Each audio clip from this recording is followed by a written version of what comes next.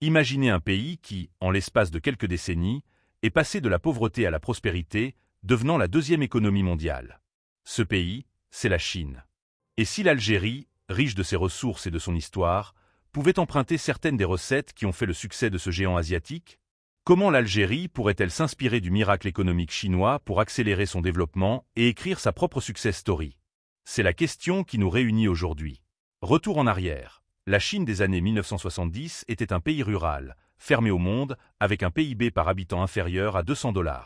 Aujourd'hui, ce chiffre dépasse les 10 000 $, et la Chine domine l'économie globale. Ce miracle ne doit rien au hasard. Il repose sur des réformes audacieuses, ouverture aux investissements étrangers, création de zones économiques spéciales et une industrialisation à marche forcée. Mais l'Algérie n'est pas la Chine. Avec ses 45 millions d'habitants face aux 1,4 milliard de Chinois et une économie encore très liée aux hydrocarbures, le pays doit tracer son propre chemin. Pourtant, certains ingrédients du succès chinois pourraient être adaptés à la sauce algérienne. Explorons cela ensemble. D'abord, les infrastructures. La Chine a misé gros sur ses routes, ses ports, ses aéroports et ses chemins de fer. Ces investissements ont été le moteur de sa croissance, attirant des entreprises et boostent le commerce. L'Algérie, avec son immense territoire et sa position de carrefour entre l'Afrique et l'Europe, a tout à gagner d'un réseau moderne. Prenez l'autoroute Est-Ouest, ce projet titanesque achevé en partie grâce à des entreprises chinoises. Un bon début, mais il faut voir plus loin. Pourquoi ne pas moderniser les ports comme celui d'Alger ou d'Oran? Et les infrastructures numériques, alors? La Chine est devenue un leader dans la tech. Avec sa jeunesse connectée, l'Algérie pourrait-elle aussi briller dans l'économie 4.0? Ensuite, la diversification économique. La Chine a transformé son modèle, passant d'une agriculture de survie à une industrie variée, puis à une économie de services et d'innovation. En Algérie, les hydrocarbures pèsent encore plus de 90% des exportations. Un talon d'Achille face aux fluctuations du pétrole. Mais le pays a des atouts dans sa manche. Un littoral magnifique pour le tourisme, des terres fertiles au nord, et un désert gorgé de soleil pour les énergies renouvelables et l'agriculture saharienne. Inspirons-nous de Shenzhen, ce village de pêcheurs devenu la Silicon Valley chinoise. Et si Alger ou Oran devenait un hub technologique? Le tourisme durable ou les énergies vertes pourraient aussi décoller, à condition d'encourager les entrepreneurs locaux. En parallèle, il y a l'éducation et la formation. La Chine a formé des millions d'ingénieurs et de techniciens pour soutenir sa croissance. En Algérie, le chômage touche durement les jeunes diplômés. Le système éducatif doit coller aux besoins du marché. Former une main-d'œuvre qualifiée, c'est la clé pour innover et attirer les investisseurs.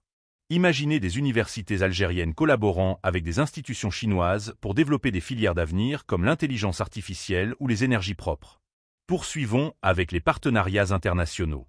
La Chine a conquis le monde avec son initiative « La ceinture et la route », dont l'Algérie est membre depuis 2018. Les entreprises chinoises sont déjà partout dans le pays. La grande mosquée d'Alger, inaugurée officiellement en 2024, a été bâtie par la China State Construction Engineering Corporation. Un symbole fort. Mais il ne s'agit pas juste de construire. Lors de la visite du président Tebboune en Chine en 2023, des accords ont été signés dans l'énergie, les infrastructures et même la technologie. L'objectif?